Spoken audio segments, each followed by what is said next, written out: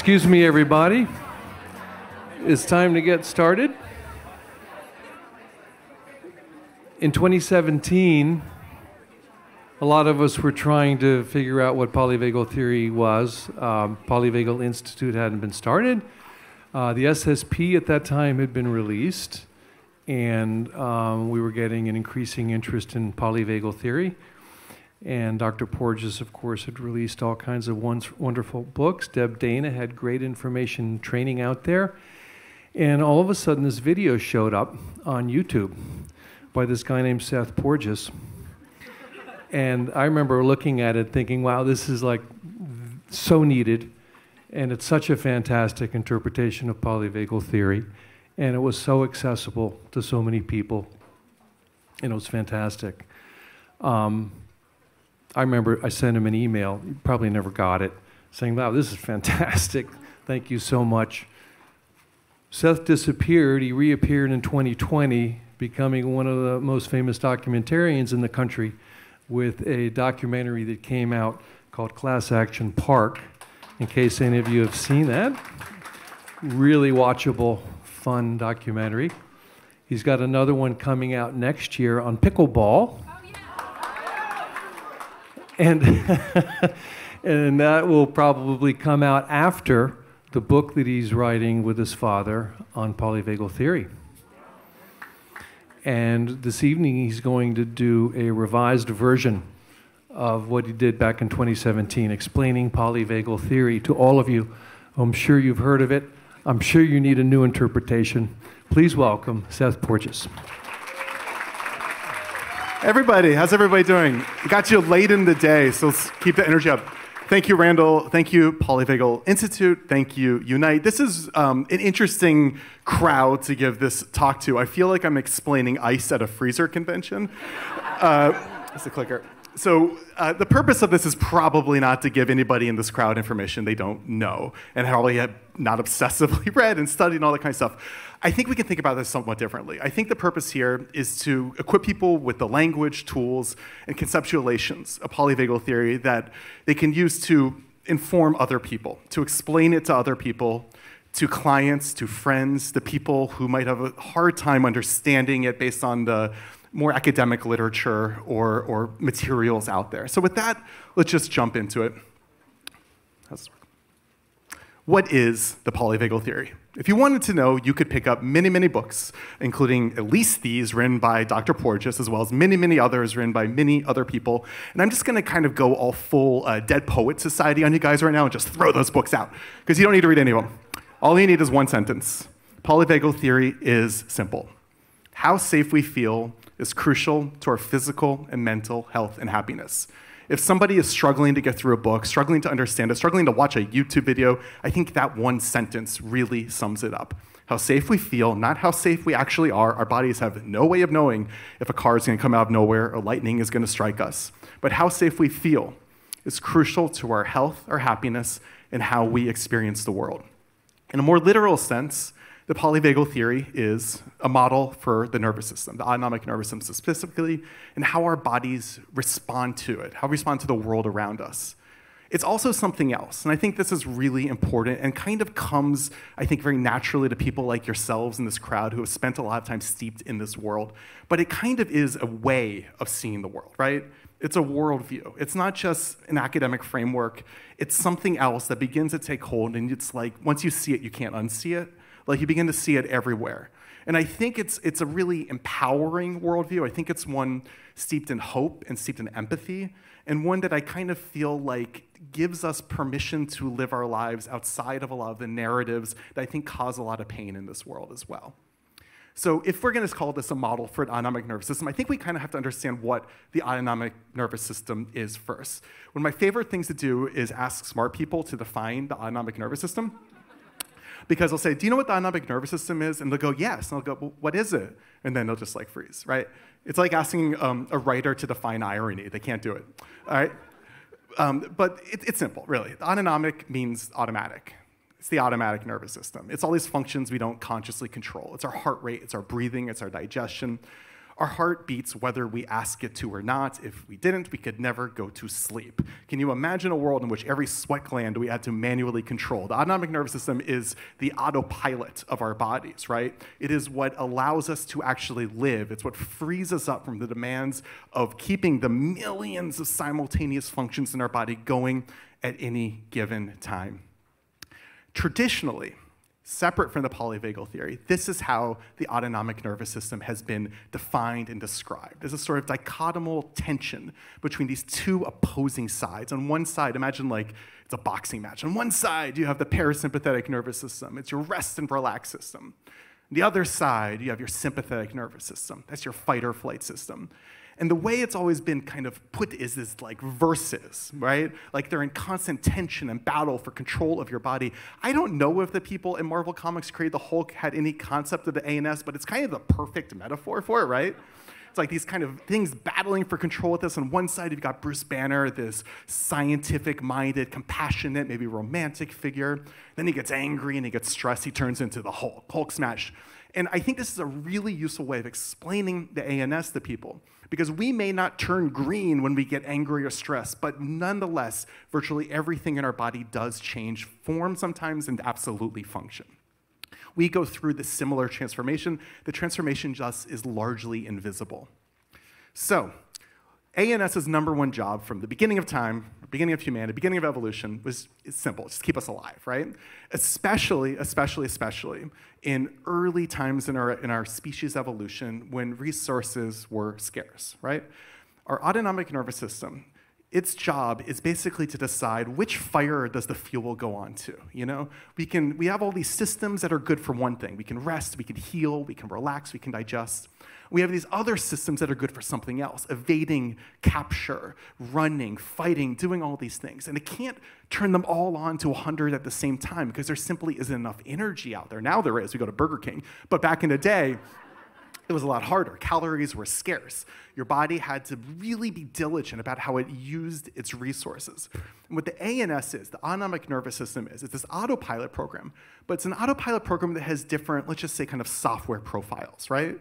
Depending on what the needs are of that moment to best keep you alive. And there's one variable that basically decides which software program does your autonomic nervous system load. Is it going to be the rest and relax one, or is it going to be the fight or flight one? And that variable is, of course, how safe am I at any given moment, right? That's what it determines, because if you're safe and you don't need to use all those really resource-intensive systems that are there to evade capture or to fight back, you don't want them on. Because your body wants to use all energy to heal, to recuperate, to learn, to have fun, to socialize, to all these things that make life worth living, right? But if your body needs to evade capture, you better believe it needs to know that it needs to put those resources there, because if it doesn't, you could die. It's literally existential. It's life or death.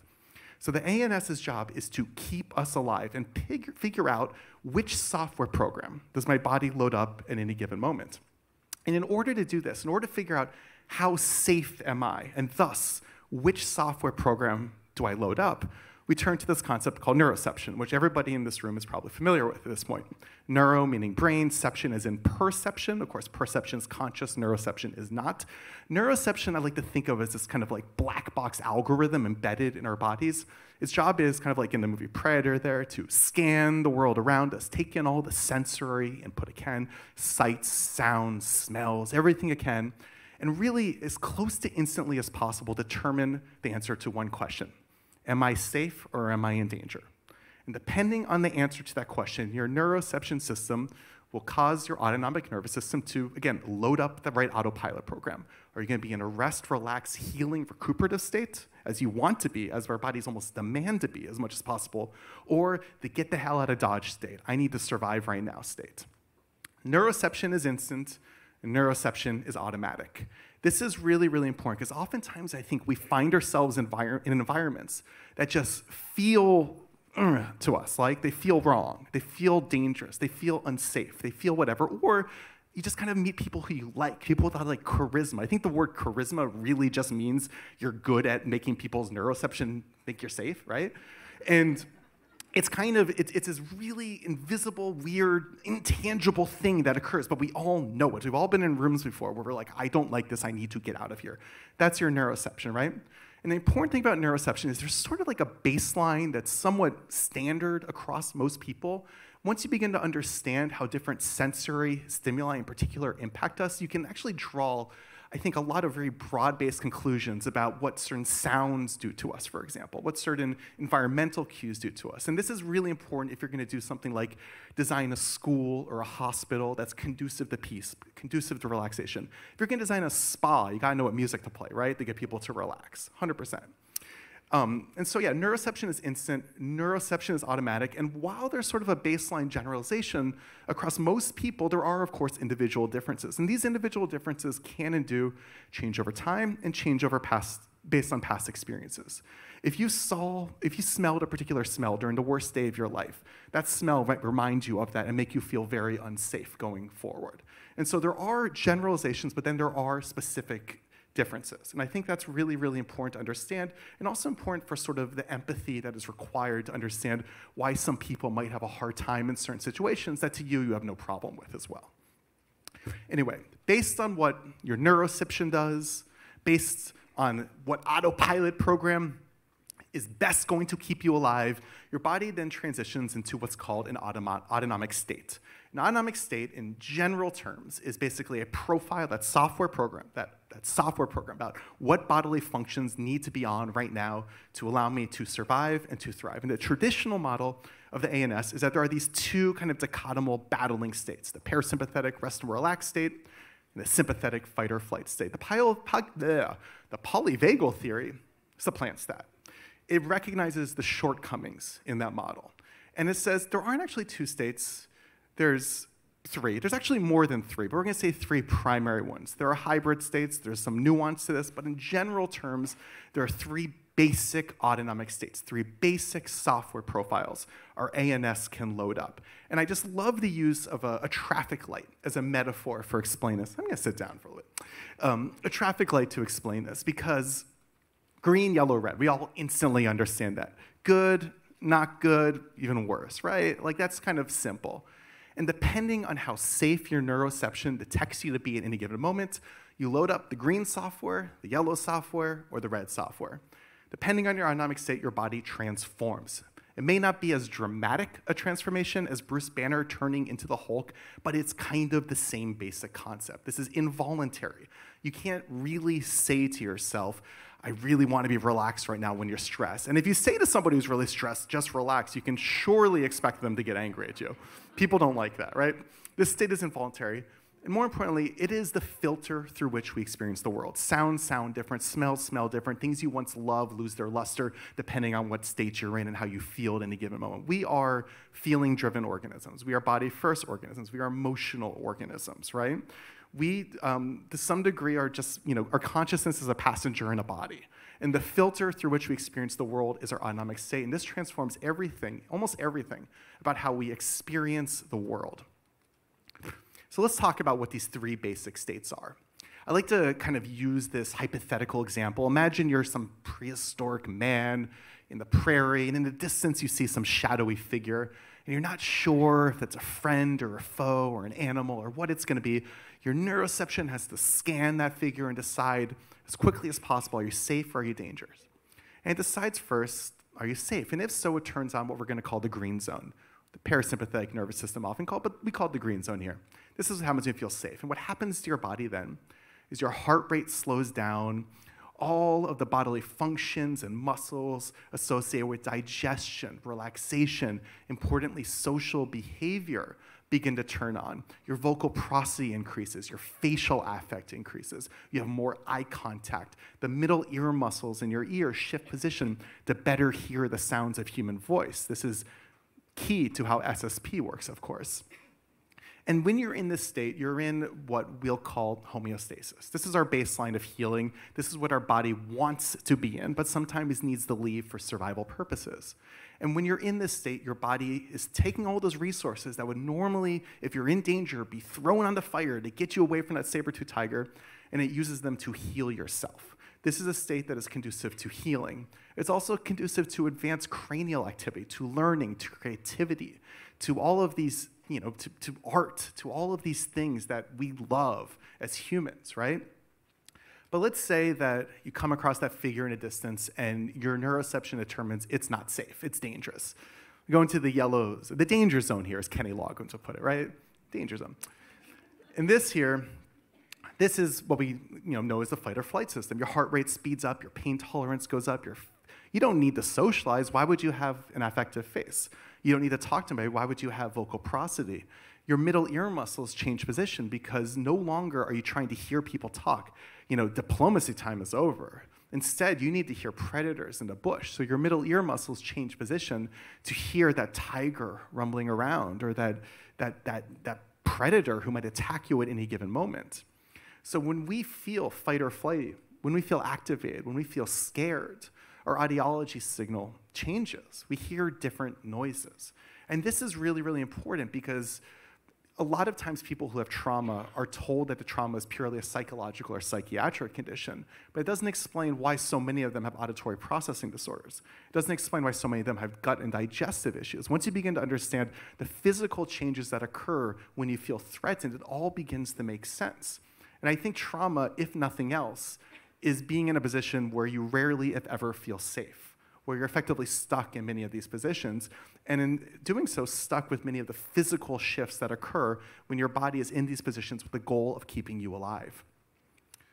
Now, what happens if your neuroception scans the environment and it says, I'm not safe, I'm not even in danger, I'm in so much danger that I'm probably going to die? That's when we enter the red zone here. This is immobilization, it is freezing, it is dissociation. This is crucial to the polyvagal theory because it is something that the traditional model of the ANS simply doesn't acknowledge, right? I think a lot, and this causes a lot of problems in how our society runs, how our legal system runs, how our media runs, how the way we treat other people is. There are many, many people who find themselves in dangerous scenarios, assault, whatever it is, and they don't run or fight back. And people make this assumption, they jump to the conclusion that if they were attacked, they would have run or fought back. And if that person didn't run or fight back, they weren't assaulted because there was no sign of a struggle. And that creates problems when, imagine if every juror seated in a jury understood this, right? What change that would result. Imagine if every survivor understood this, because suddenly it creates this blame narrative where people, they're socialized to believe this and they begin to doubt it themselves. Maybe I wasn't attacked. Maybe I wasn't assaulted. Maybe I was complicit because I didn't run. And I think just simply, if there's one piece of information in here that I just wish the whole world would understand, it would be that the way we as humans respond to duress and assault and trauma isn't necessarily to fight or flight. It's oftentimes to freeze and shut down. And that signs of struggle are not a prerequisite for such scenarios. I think that's so, so important for people to understand. None of these states are innately bad. It needs to be said. We'll use terms like bad or evil or whatever, but none are bad. These are all states that evolved for a purpose, and that purpose is to keep us alive. And they all do their job very, very well. The problems come when the defensive systems, the yellow and the red in particular, are overused, as is, I think, incredibly common even for people who don't consider themselves folks who deal with trauma. I think just for normal people who have jobs or deal with traffic or have to watch the news, right? We live in this world that feels engineered to stress us out at all times, to activate us, to engage us, to make us feel scared, sometimes for cynical reasons, to sell products or political positions or what it might be. But what this does is it overloads our defensive systems, and in doing so locks us out of the healing and restorative properties of the green system. And that's where the problems come into play. We have a system that evolved for a world before mass media, before traffic, before spreadsheets, before deadlines, before all of these things. And these same neural pathways that evolved to keep our ancestors, our ancient ancestors, alive in a much simpler time are now put through the funnel of the modern world and screens and news and deadlines and television. And that creates problems for virtually everybody, including people who view themselves very distant from the whole world of trauma, I'll say. So when your nervous system is deciding which autonomic state am I going in, is the red, the green, the yellow, it doesn't just pick them out of a hat randomly. There's an order it kind of settles on them on. This is also something that the polyvagal theory differs from their older model of the ANS. it kind of is reverse evolutionary order, dissolution, as Jackson would have called it. So the more danger you sense, the more ancient your response. So if you come into contact with that strange figure in the distance, and your nervous system says, this thing's safe, turns on the green system, turns on your social engagement system, gets you ready to have a good time, to socialize, to rest, to digest, to party, to do all those things. And this is only seen in relatively modern mammals, humans, dogs, folks like that, right? But then you go further back in time. You see the yellow system, the fight or flight system, the sympathetic system. You see that in even more animals, right? That's pretty common in the animal kingdom. Then you go even further back in time, and you see the red system, the dissociation, the freezing, the immobilization. You see that in very early reptiles and even pre-reptile vertebrates as their primary way of defending themselves is to freeze, play dead. And if they do die, to basically shut down all their bodily systems so they can die with as minimal pain as possible. So understanding this, understanding that we inherited the system from not even reptiles, before reptile vertebrates, I think it allows us to understand trauma in a way that I think is very, very helpful. Because a common response, again, to traumatic events is not to run, but to freeze. I'm repeating this because I think it's like that one takeaway, that if the world understands nothing else, even if they never hear the word polyvagal in their lives, if they understand that the way people respond to duress isn't always to run, I think it's very important, I'll say. And this comes from a reptile and even pre-reptile ancestors, and it's completely involuntary. People do not make the decision to shut down and freeze. It's the nervous system that takes over. And a lot of problems happen for people when they themselves are confused by this response. And they begin to question, why did they shut down and why did they freeze? It begins to create very, very destructive narratives that are truly unnecessary if people understood this. So we have these states, and again, none of these states are innately bad. They all serve a purpose. And healthy individuals have the ability to bounce between these states and to take the best from all of them without getting stuck in them. Dr. Porges describes play, the act of playing, as basically a neural exercise that allows us to utilize the features of the yellow system, the mobilization, the activation, the physicality of it, in a place that's safe, a place that's social, a place that's amongst friends. He oftentimes talks about seeing dogs play at like a dog park. They'll be nipping at each other's feet, they'll be running around, chasing each other. To an outsider, it might even look like they're fighting, only they're not, and it's obvious they're not, because they make eye contact, because they stop, because they look at each other. So on one hand, they're engaging the physical attributes of the yellow system, but they're also engaging the social aspects of the green system. And in that sense, play can be viewed as, I think, a neural exercise that allows us, it builds resilience in our nervous system, allows us to utilize the features of the yellow system so it's there for us when we need it without getting stuck in it. And once you begin to understand that, you begin to view things like play, which when I was growing up, and certainly other generations too, is viewed as frivolous, right? Like, why would you need to play? They started cutting recess like crazy when I was a kid, You begin to realize that these are actually really important things, not just from a keeping people in shape and active perspective, but also from a neurological perspective too. So your autonomic nervous system, your ANS, it's a system. It's a system that involves tons of body parts, tons of organs, and with this, we finally get to the vagus nerve, the star of the show. It's right there in the title, Polyvagal Theory, right? The vagus nerve, as you in this audience probably know, is a cranial nerve that begins in the brainstem, goes down to the gut, and in doing so links all of these organs and bodily systems together. And this is important because what the ANS is, what the autonomic nervous system is the ability for all of these organs to act in synchrony. So if you're running, you're fighting and fleeing, your heart doesn't beat one way while your sweat glands respond another way and your liver another. They all need to kind of act in synchrony with the shared purpose of keeping you alive. The vagus nerve is that shared connection. It is the conductor, it is the baton, it is the whatever that binds all of these organs and bodily systems together so that your ANS can exist, right? Without the vagus, there is no ANS, really. But the vagus is more than that. It's also a neural brake. When activated, it downshifts our body. It slows us down. In the context of safety and sociability, in the context of the green zone, this is what allows us to be near other people without killing them. There are some animals who lack this ability, where you put two of them together, they will kill each other. Humans are not like that. Humans have the ability to be social, to be safe, to downshift. Dr. Porges oftentimes talks about the polyvagal theory as being amongst other things, the story of how we as humans and mammals evolved to seek safety and to seek sociability. It is through the vagus nerve that we are able to do this. It's through the vagus nerve that we can downshift ourselves. He talks about how survival of the fittest is often a term used in a defensive or aggressive or dominance context. But it's also, I think, fair to say that sometimes the fittest species is one best able to cooperate, best able to collaborate, best able to be peaceful. If we couldn't build cities, we couldn't team up, we couldn't go hunting together back in the day, we couldn't do all of these things. At some point in our evolution, collaboration, cooperation became necessary for our survival. We became better able to survive with it. And it's this system that allows that to occur. The vagus nerve is what allows us to be calm and measured. We all know what that feels like. We all know what it feels like to be calm. We all know what it feels like to not be calm. The vagus nerve, its ability to downshift our body, is what allows that to happen. And this is really interesting. So the autonomic nervous system, we said, it's automatic. It happens without us controlling it. It just sort of ticks along. But there's one major exception. We can't think to ourselves, I want my heart to beat differently. But we can think to ourselves that I want to breathe differently. Breathing is talked about in all sorts of ancient traditions, meditation, yoga, martial arts practices, and there's a reason for this. Because breathing is a portal that allows us to control the uncontrollable, allows us to control our bodies, allows us to control this automatic system. Breathing is so powerful because it is both autonomic and a system we can control.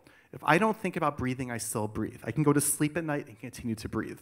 But if I choose to hold my breath, if I choose to breathe a certain way, if I choose to play an instrument, I still have the ability to do this. And what that means, really, is that if I choose to breathe slowly, what I'm doing is I'm sending a signal to the rest of my nervous system and to my entire body that I'm not actually in danger. Because if I was actually running from that saber-toothed tiger, I wouldn't have the time to be able to breathe slowly. So people oftentimes talk about slow breathing as a way of calming your body, and it is. This is why it is. Because what you're saying to your body is, by virtue of breathing slowly, I'm not actually running for my life. That's what you're saying to your body. And in doing so, you're breathing, there is a relationship between your heart rate and your breathing. And when you change your heart rate, you change your breathing, you change your heart rate, and in doing so, you change the rest of your autonomic nervous system. And you do that through the vagus. The vagus, again, begins in the brainstem, goes to the gut, links together all of these organs, and it goes both ways, from your brain to your gut, from your gut to your brain. But these aren't equal pathways. About 80% of the vagal fibers go from your body up to your brain. Only about 20% go from your brain to your body. And what that means is that our sensory experience, the way we feel, the emotions, all of these things are so much more important for changing the way we feel, our autonomic state, than what we think. The way we navigate the world and the way we settle on our autonomic state and the way we feel things differently, our consciousness can impact it. We can say to ourselves, I want to calm down. We can do these things. But for the most part, it's our body that is really driving the show here. That's what's occurring. Again, breathing is a way of slowing down your body. This is how meditation works. This is how yoga breathing works. A lot of this magic has long been couched in New Age or religious language. This is a scientific explanation for it. Dr. Porges likes to talk about how I think it's kind of amazing, honestly. Like, you think about thousands of years ago, people learned this. They cited it. They didn't know neuroscience. They had never heard of the Polyvagal Theory. They probably hadn't even developed written language yet, But somehow they're able to stumble upon this information and create narratives that allow it to be passed on through generations and generations and generations till we have it today. And I think that's really, really amazing when you begin to think about it. The vagus, of course, has an evil twin. I don't mean evil. Again, none of this is bad, but I like that picture. All right. Vagus has an evil twin. The vagus we've been talking to right now, the vagus that allows us to slow down as mammals, to safely be around other people, that's only present in relatively modern mammals, humans, dogs, social creatures like that. You go back to our reptile ancestors, you go back even before then to very early vertebrates, they also had a vagus. That vagus was different, though. That vagus was unmyelinated. Oh. So the vagus in humans, dogs, it's got a myelinated sheath. It's a fatty coating, kind of like the rubber coating you might find on a coaxial cable at a Best Buy. That coding is a modern adaptation that gives them more signal clarity, signal strength, all those sorts of things. The old vagus, the ancient vagus, we've got that too. We have 2 branches of the vagus, at least 2 actually. There's also sensory ones, but okay. And so that one there does not have the myelinated sheath. But more importantly, yeah, wow, what's going on here? Sorry guys, tech. All right.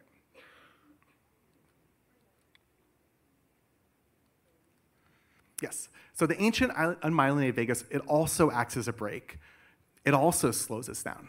But rather than the slowing us down to be social and calm and relaxed, this is the slowdown that's associated with that freeze response, what we endure when we're under severe duress. Again, remember, when we come into contact with anything, our neuroception goes back in time, reverse evolutionary order. And if it settles on that red system, that's what's happening here. That's that involuntary freeze response, which we borrowed from reptiles and even pre-reptile ancestors. Each part of the vagus also plugs into a different part of our brainstem. This is really, really important because by doing so, they kind of take on the properties of the parts of the brainstem and are linked into the functions that are associated with each part of the brainstem. So the ancient vagus, that plugs into the dorsal brainstem, which is associated with all visceral organs, digestion, things like that. My dad can correct me if I got this wrong. The modern vagus goes into the ventral brainstem. And what's really, really important about the ventral part of the brainstem is that the vagus isn't the only cranial nerve that goes there. 4 other cranial nerves. We've only got 12 cranial nerves in our bodies. I'm doing my math right. 5 of them, 5 of them plug into the ventral vagal cortex, that part of the brainstem. And these other cranial nerves that sit beside the vagus in the ventral vagal cortex, these are all the cranial nerves that are associated with social behavior. Your trigeminal nerve, your facial nerve, your accessory nerve, your glossopharyngeal nerve. These are the nerves that allow us to emote with our face, with our voice, to hear with our ears. So all of these functions, evolution played this cruel trick where the vagus nerve kind of merged up into this little part of our brainstem where all of the cranial nerves that are associated with social behavior live. And so polyvagal theory isn't just about how our autonomic nervous system works. It's about how we as humans evolved to be social creatures. And this is how. And this is why when we are calm and collected and peaceful around people who make us feel safe, our social engagement system, that suite of bodily features and nerves that allows us to be social, it turns on. And when we feel threatened, it turns off. And this is why Dr. Porges suggests that safe social behavior itself acts as a vagal trigger. There's a lot of articles out there these days about hacks and tips and tricks for activating your vagus as a way of somehow improving your health or making you feel calm. All of those things are great. But at the end of the day, there's no substitute for being around people who you like, being around people who make you feel safe. That's what makes us as humans feel calm.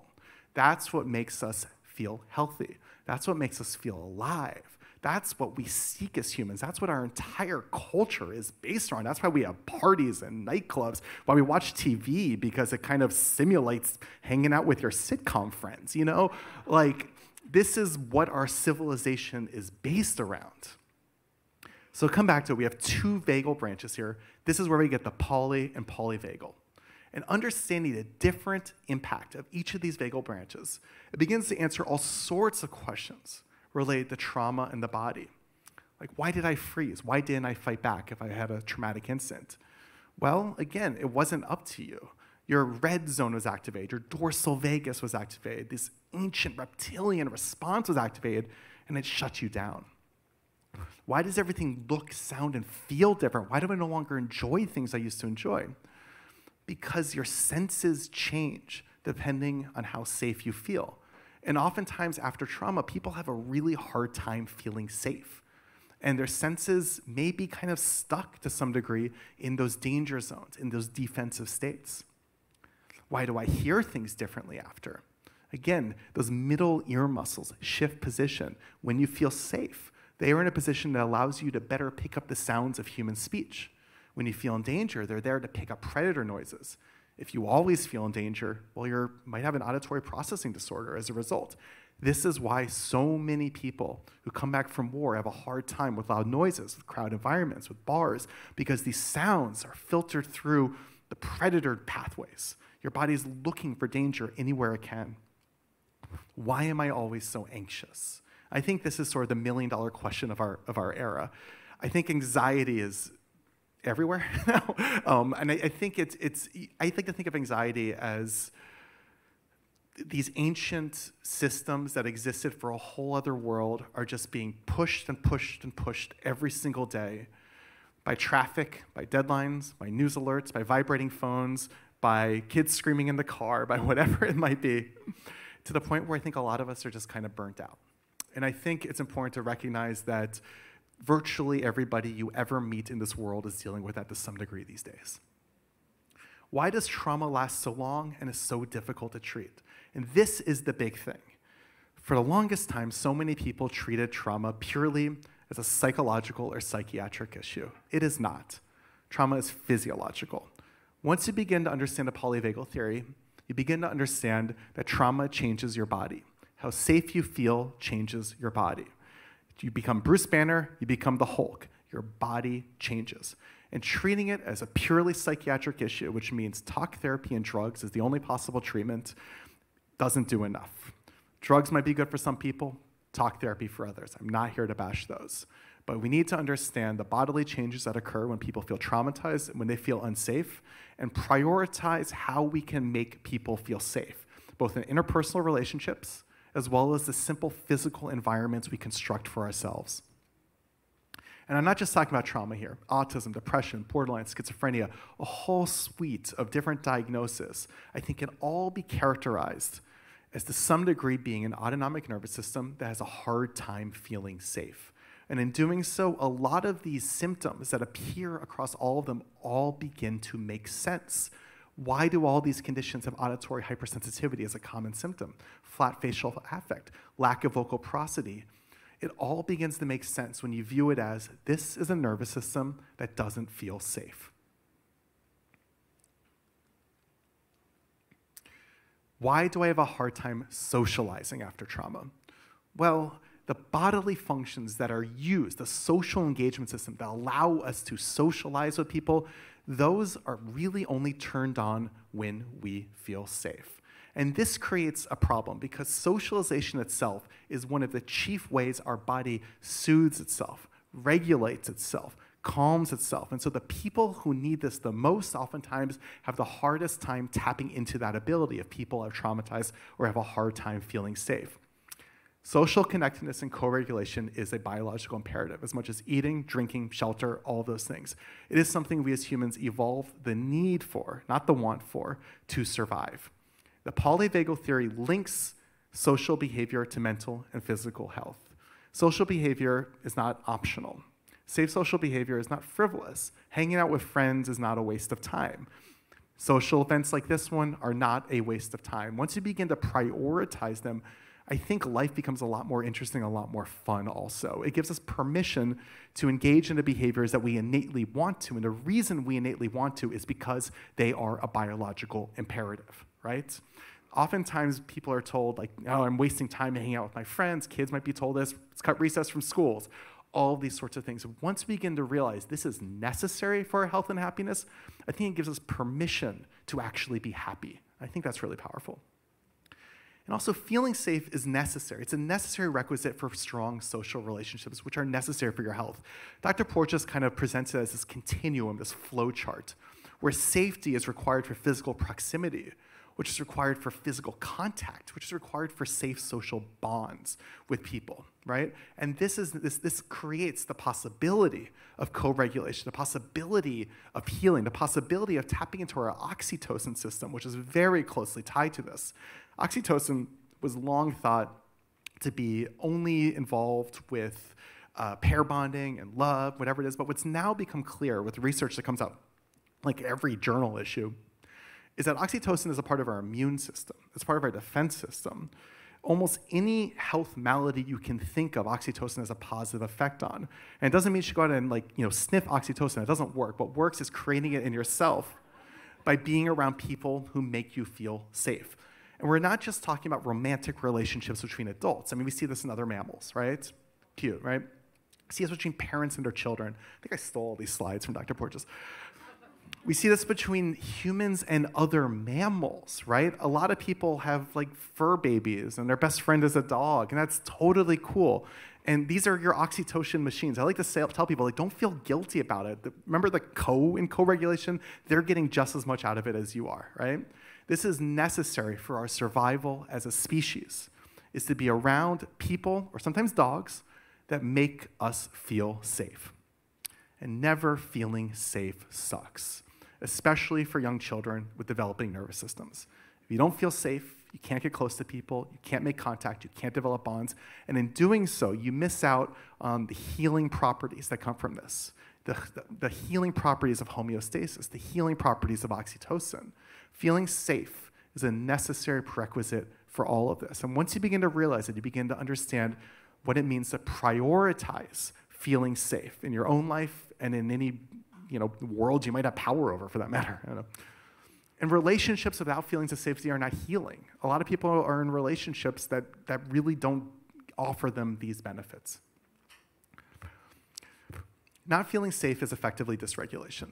And when you are dysregulated, the body will do almost anything it can to regulate itself and feel safe. Our bodies crave homeostasis. They crave the healing properties of the green zone. They will do anything they can to feel regulated, right? This includes unsafe and addictive behaviors. Addiction rarely exists without trauma, right? Oftentimes people view addiction as a criminal offense or a moral failing. I think we can recontextualize it as an attempt by a nervous system that feels unsafe to regulate itself.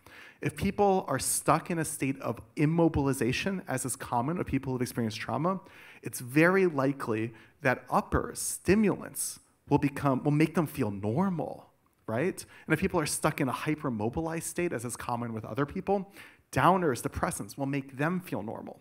And you begin to understand why people turn to these things, why they self-medicate in this manner. And this is important because it removes, I think, both this sense of blame and conscious intention that comes from the way we and those close to us may act. We see people act in ways we don't like. They might just be regulating themselves. People oftentimes act awful to themselves and the people they love, not because they want to hurt themselves or anybody else, but because their bodies are forcing them. Their bodies have taken control of their autobody. I get really emotional talking about this, guys. It's really crazy. Not for any reasons. Man, it's important stuff, though. Okay. Once you remove this sense of blame and conscious intent from these things, I think it frees us up to approach people who have problems with a level of empathy that the world often lacks. Because oftentimes we say, you're doing wrong, you're a bad person. That's not at all the case. Feeling safe is crucial to health. It is crucial to happiness. It is crucial to learning. It is crucial to critical thinking. It is crucial to productivity. It makes life more enjoyable. It makes life more relaxing. It optimizes the human experience. When people don't feel safe, they get not freed up to fully live their lives. And that is a fact. We live in an autonomic echo chamber. We mirror the autonomic state of the people we are around. And that's not just in person, but it could be the messages we get through TV screens, through the internet, through all of these things. We live in an autonomic echo chamber. If we're around anxious, stressed out, threatened people, we're going to take on those properties. If we're around people who feel safe, we're going to feel safe too. Again, our bodies, our neuroceptions, are really good at picking up cues about should I feel safe or should I feel in danger? And part of that is looking amongst other people. How are they responding to whatever scenario we're in? Or is that person threatening? Is that person threatening to me? Is that person giving off signs that they're going to attack me? We live in an autonomic echo chamber. Our nervous systems respond to the nervous system of the people around and the messages we pick up in the media today, I will say. And I think this is really, really interesting. Once you begin to understand this, I think it opens up the ability. Again, earlier in this talk, I said the Polyvagal Theory, it's a model for the nervous system, but it's also a way of seeing the world. And once you see through the matrix here, it's hard to unsee it. If you are safe, you sense more safety. If you feel threatened, you sense more threats. This is true in a number of ways, one of which is purely sensory. When our autonomic nervous system turns on defensive states, that defensive software program, our senses change to pick up more threats. The reason our middle ear muscles shift when we feel threatened is because they are now looking for more danger, which makes us feel ever more threatened. And so it goes. Our neuroception feeds our physiology, which feeds our neuroception, and on and on and on it goes. We can kind of get stuck in these feedback loops very easily. Pain, trauma, and danger creates cycles of pain, trauma, and danger. Once you get stuck in that state, it can be really hard to get out. But the green system doesn't go away, right? It's there for us. It just might be dormant. And once you find ways of making people feel safe, you can create a virtuous cycle of healing as well that gets people out of those. So I said before, it's like seeing through the matrix. Once you begin to understand the polyvagal theory, you can sort of see it applied, I think, everywhere in the world. This book I'm working on with Dr. Porges, part of it is kind of looking at some of these real-world examples, I think, that allow us to approach a lot of our institutions and just the lived-in world we have, I think with a degree of a critical eye and a degree of empathy that I think is sometimes lacking. Once you can just look at schools, for instance, right? Like the way, the environments we put kids into, whether it's auditory or are we treating kids like criminals or putting them through metal detectors, we have all these features in our world that oftentimes purport to keep us safe. But what they're doing is bombarding our body with imagery and ideas that they should feel very unsafe, right? Just imagine taking away recess, and suddenly this neural exercise is gone. It's long been known that kids who study like art and music do better at math. That doesn't make any sense. Why should that be? Until you begin to realize, well, maybe art and music are vagal exercises. Maybe these things are turning on our green system that makes it better to learn almost anything. Look at the media. Look at the way politicians talk. Since the beginning of time, they've always just tried to make us scared. It's pretty simple. And the reason for that is because when we are scared, when we are in our defensive states, our bodies will do anything at all to feel safe. And that means oftentimes following reactionary orders or the instincts of the most craven amongst us. Once you begin to realize that there might be, people in power who have a vested interest in making us feel unsafe, I get a little angry because it's not only are they manipulating us, but they're hurting our health, right? Like every time my phone buzzes with a news alert, I just feel a little worse, I feel a little less safe. I feel a little more stressed out. Like my day can be ruined because of an alert that pops up on my phone. How messed up is that, right? Just, and once you begin to realize how cynical some of it is sometimes and how manufactured it is, I think it's kind of freeing. Look at the workplace. Look at what happens when people are in traffic for 2 hours a day, are in these cold, sterile environments, are forced to fight against each other and ranked on spreadsheets, and deadlines could be called at any hour to show up at work, called while they're on vacation, never given the chance to fully disengage, never given a chance to reach homeostasis. What does that do to us? Look at prisons. What happens when you take people and you put them into perhaps the most unsafe environments you can imagine? Their nervous system is never going to feel safe, and they're going to act more aggressive, right? If we want to pretend like our prisons are places of rehabilitation, well, we should make people feel safe, right? Truly. Because what does solitary confinement do to somebody? You're not just putting them into a dangerous scenario, you're cutting off the ability for them to use their social engagement system at all for an extended period of time, which is torture. Is extremely unhealthy. And if your goal is to make people, prisoners better behaved and more peaceful, it's 100% counterproductive. And so here's a bunch of takeaways. We don't need to go over them. You guys get it. Feeling safe is necessary to our health. It's that simple. Being around people who make you feel safe is necessary to your health. It's that simple. Once you deconstruct all these things, it's quite empowering, I think. So in conclusion, I'll just leave it with this. Be safe to each other, and party on. Oh, there's some questions, too. Why not? Oh, thank you. Thank you, guys. Hit me with your hardball questions. This will be fun.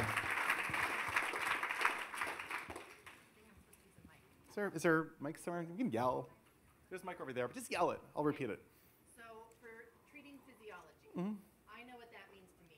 What does that mean to you? There are probably 100 people in this room better equipped to answer that question than me, I will just say. But when I say that, I mean understanding that we need to make people feel safe, right? when we make people feel safe, almost any treatment, whether it's psychiatric, whether it's physical, medical, therapeutic, whatever it is going to be more effective. Once you view the green state, homeostasis, that state, is a state that our bodies need to heal and restore themselves. Whether you're talking about treating addiction, whether you're talking about treating mental health, whether you're talking about treating physical health, safety becomes paramount. Now, in terms of what do I mean by treating physiology, again, I'm not even going to pretend like I'm close to the expert for that in the room, so I'm just going to say pass. So. Yes.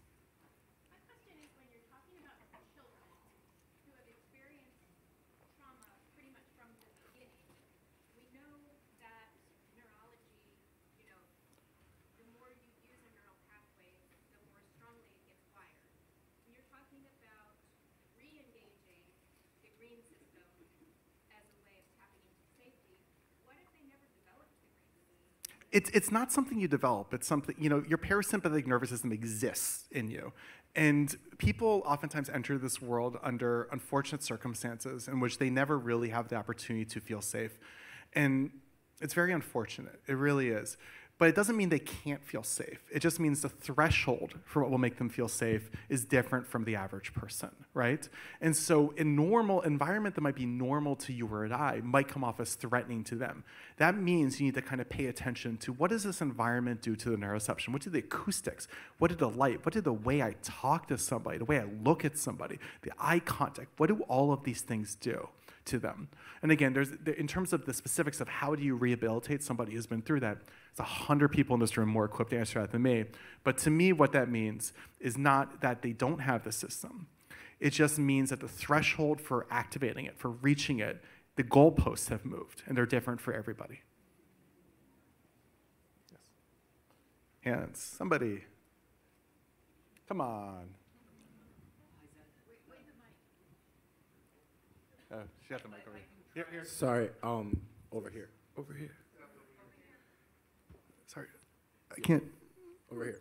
Oh, no, he has the mic. Are we talking to you or? I have a Okay, he's got it first. Cool. Yeah. Okay. I just wanted to ask, when you live in a society that certain things make one group of people feel safe and another unsafe, what do you do? Like, 100%. It is.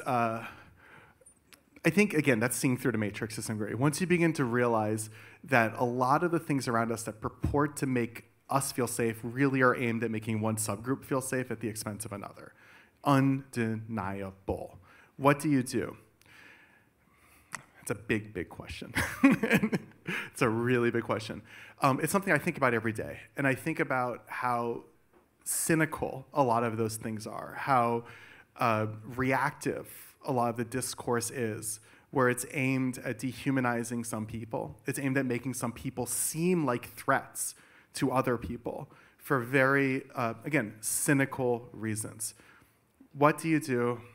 In the end of the day, I think, honestly, love and kindness is the best way through this mess.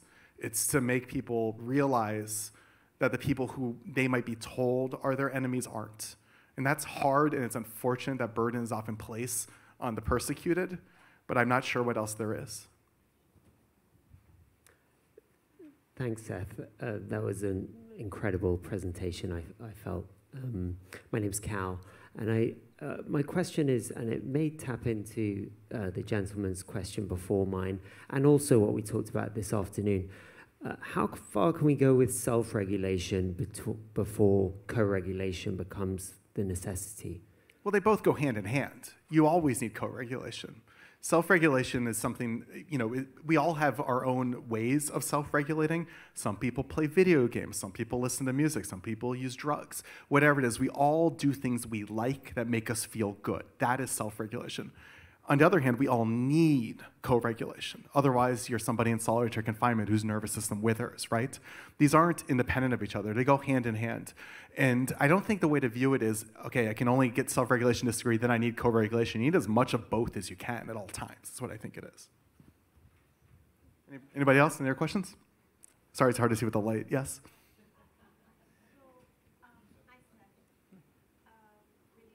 There's a microphone behind you. Hi, Seth. I really enjoyed your conversation with us. And I'm wondering about when you say the only way to make other people, settle in their nervous system is to make them feel safe. What if they are not settled in their nervous system, that they're openly aggressive? And so what do you suggest we do? It's an interpersonal thing. Well, oftentimes you need to worry about making yourself feel safe in addition. And if you're dealing with somebody who you can never make feel safe and they make you feel unsafe, you need to make sure that you're safe at all times. And there are some people who will never accept help. There are some people who don't want to change. There are some people who will always just kind of be assholes. That's the world we live in, unfortunately. And I'm not suggesting that everybody out here becomes some evangelist who tries to change everybody they come across, right? Prioritize your own safety. You know, the oxygen mask in the airplane, you put that on yourself first, right? And if somebody's not allowing you to feel safe, it's perfectly okay to remove yourself from the situation at all times. All right, thank you. Let's give a big round of applause to Seth Porges.